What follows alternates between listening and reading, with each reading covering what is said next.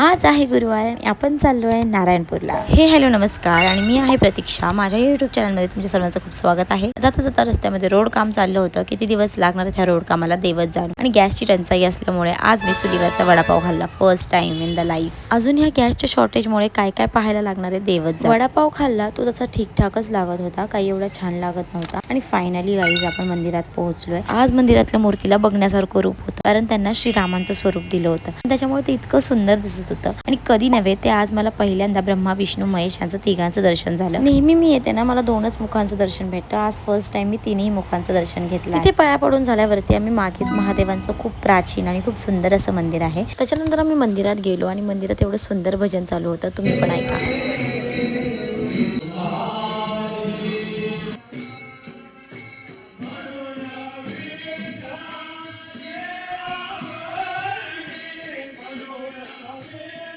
छानसं भजन ऐकल्यानंतर छानसं दर्शन घेऊन आम्ही परत आमच्या रोडने निघालो। आणि घरी येण्याच्या रोडमध्ये मला दिसली सुंदर अशी फुलं, आणि इथे फोटो काढल्याशिवाय मी काय राहणार नव्हते। सो मी खूप सारे फोटोज इथं काढले आणि पुढे अजून खूप सारी मस्ती केली। ती बघण्यासाठी स्टे ट्यून आणि सबस्क्राईब करा। बाय।